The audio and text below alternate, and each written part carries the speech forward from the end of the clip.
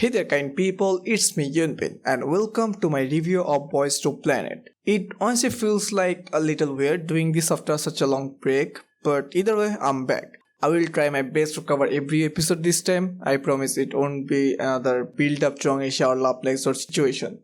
Since this is just the first episode, today's review will focus mostly on the pre-show content and overall concept, but don't worry, I will touch on the performance too. Boys to Planet is the second season of Boys Planet and the third entry in MNET's Planet series. Personally, I thought we are going to get a Girls Planet instead since that's how things used to work, like in the Produce series. But I can understand why they went for a boy group show this time. With Kepler renewing their contract, Wakeon now has two semi-permanent groups, Kepler and Isna, but only one boy group, Zero Base 1, and even that's not permanent. Plus, Boys Planet was more successful than Girls Planet, so their strategy made sense. That said, I still wanted a girl group show. Last few survey shows I have watched, Project 7, Universe League, Starlight Boys, were all boy group shows.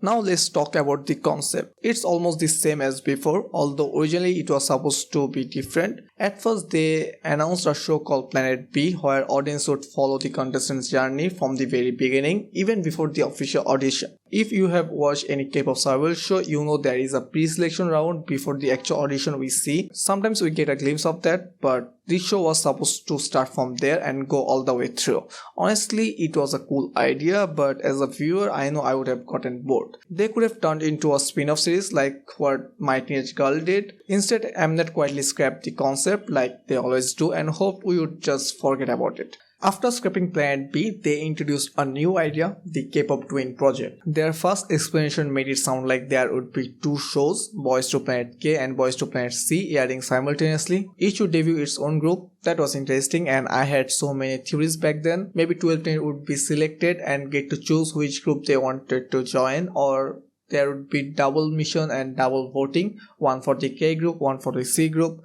Or the best idea, K and C will debut as two subunits of a bigger group, kind of like EXO-K and EXO-M. Yes, K and C will air side by side, but only for the first two episodes. After that, 80 contestants will remain and two sides will merge. It's basically same setup as Boys Planet's K and G group and Girls Planet KJC cells. Just wait, 2 extra episodes at the start.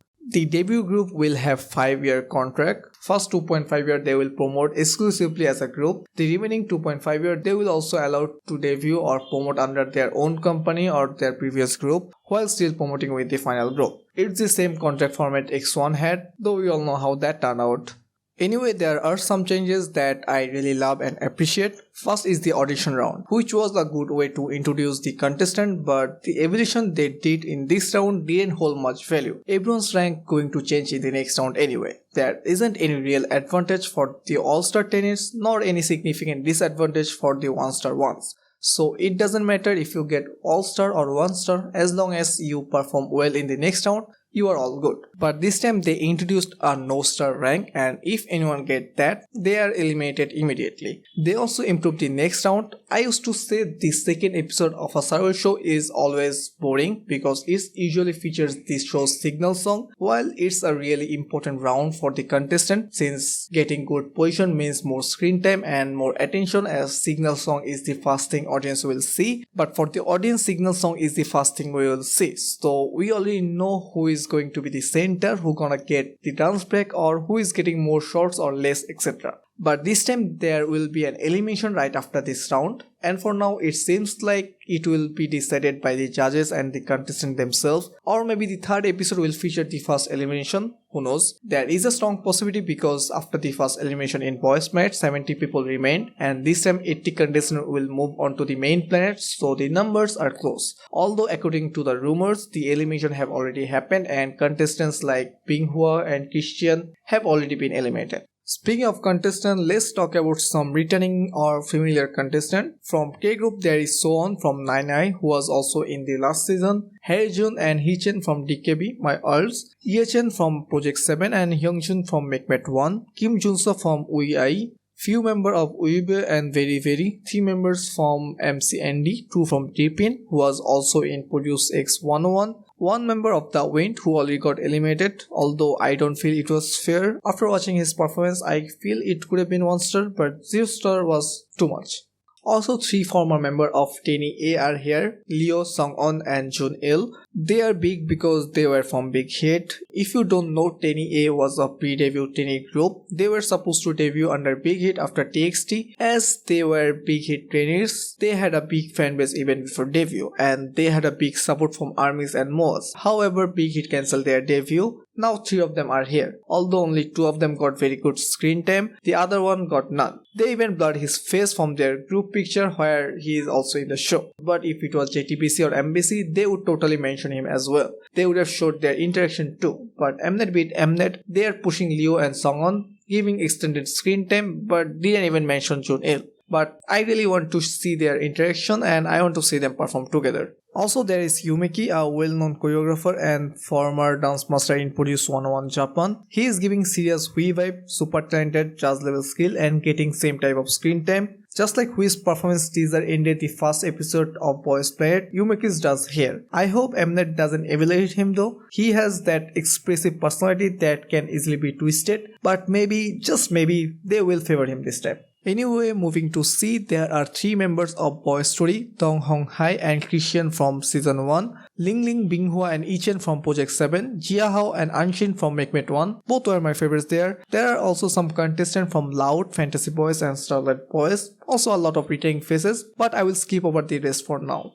Now let's move on to the performances. I won't go over all of them, that would be too much if I did. I don't think any of us has that kind of time. So from KST, IC boys were good and it was a solid start. After that a few of them were really average. MCD came second. I love some of the MCD releases, mostly the early ones. I had some expectations from them. I would say they did well in terms of singing, but they lack energy in their performance. But it was just the first performance, maybe from the next it would be different. Chokwon has a great energy, which was lacking in MCND. I guess the choice of song for MCND was bad. Of course, Leo and Songwon gave one of the best performances, but my top 2 performances would be Gonu and Ujin's performance. Out of all the unknown tennis, these were the only one who caught my attention. Also the Masato, although we didn't get to see him perform yet. Very Very was also good, but I'm not that much interested in them. I guess the only idol group I'm interested in is DKB because they are my alt and maybe the reason I'm back to making videos. Although we didn't get to see them perform yet, but they are in the promo for next week and they are getting a lot of side screen time. Both Heechan and Heejun's reaction and commentary on other contestants were shown many times. They were short beats, but it might leave an impact. But I'm still in doubt if I want them to debut or not. I don't want DKB to inactive for 2 years or be active without them. I want them to stay till the final for sure. Also, I feel like the choice of member was random. I would have sent D1 alone. Moving to C, they had really bad performances. It was totally the opposite of K. Although there were some moments where I felt the judges were a bit harsher than they were with the K trainees, but overall I feel their performance quality was a bit lower than K's. But there were some awesome performances, like Fan Jae-yi was good, Zhao Xing was really good although he was saying sexy too much. He also started a great end there. The K episode was more wholesome and funny, whereas the C episode was more rainbow. Maybe they should rename it to Boys to Planet G for gay. Wait, was the previous season about that? I always had a doubt about Jang Hao and Hanbin. Either way, Sung Hong-wi's performance was really good. Although I missed his background story, I went to washroom that time, but I was watching the show with my friend Shinky and he said he really liked Sung Hong-wi's story and he might be one of Shinky's pick. But of course, the best performance was by Anshin and Jia Hao, although I do feel it was very edited. The camera angles and effects scream MNET is pushing them.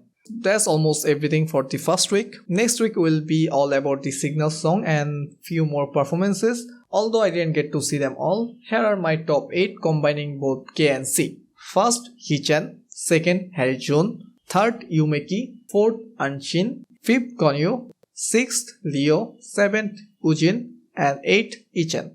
Well, this is just based on the initial stages and previous shows. This could change and my top pick do change a lot. Mostly after they get eliminated, but it does though. Anyway, don't forget to mention your top 8 in the comment and also your favorite performance from this week. I will read to them in the next episode. Also, if you are one of my old viewers, just comment. I would love to see if any of you are still there, and subscribe too as I come back every week. So until then, have an awesome life.